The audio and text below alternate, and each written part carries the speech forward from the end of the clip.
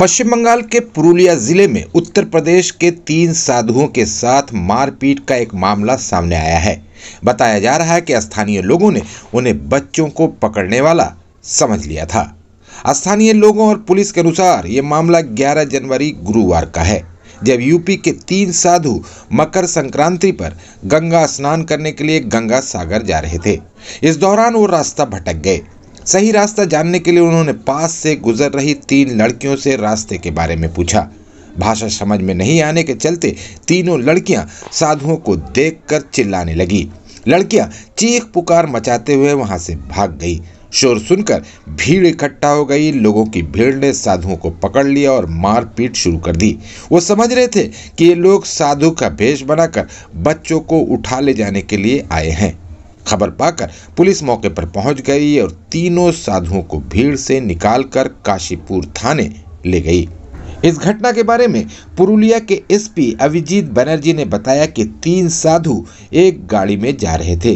Gaurang D के पास 3 लड़कियां पूजा करने के लिए स्थानीय काली मंदिर की तरफ जा रही थी, जब एक कार उनके पास रुकी और साधुओं ने उनसे कुछ पूछा।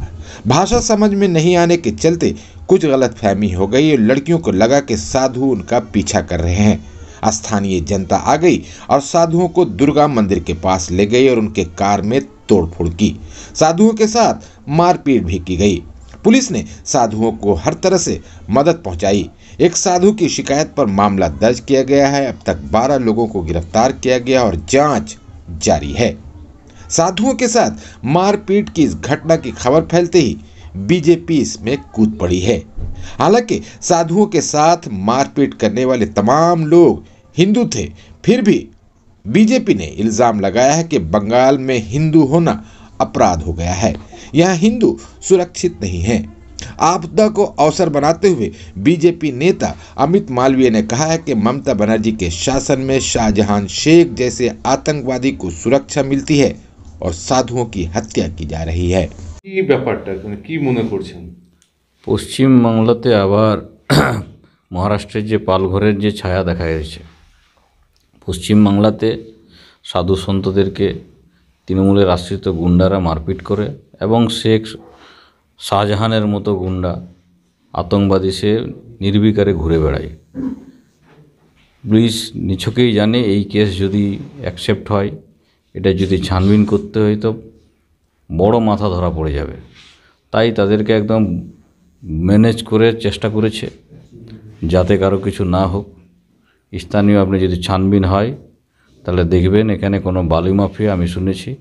বিশেষ রূপে যে এটা ঘটিয়েছে তার নাম হচ্ছে শেখ আনোয়ার। শেখ আনোয়ার নামে কোনো একজন সিভিক ভলেন্টিয়ার কেউ আছে, ও পুরো ছড়িয়ে দিয়েছে ডেকে। আমি স্থানীয় সূত্রে এই খবর পেলাম।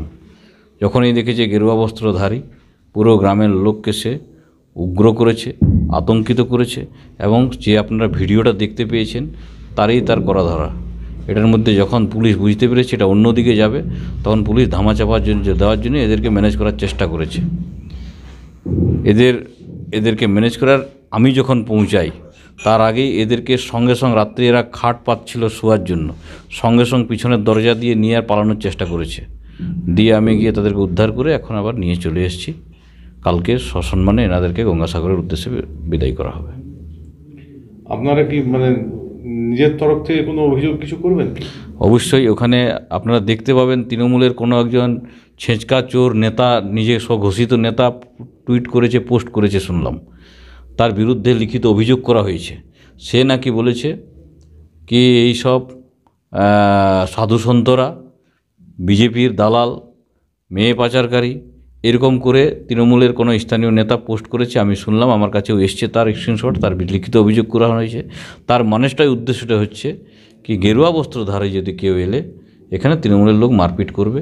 আর মারপিটের পর যখন বুঝতে পেরেছে এটা সামাল দেওয়া যাবে না, হিন্দু সমাজের লোক একত্রিত হয়ে এটার বিরোধ করবে, তখন পুলিশকে দিয়ে ম্যানেজ করার চেষ্টা করেছে।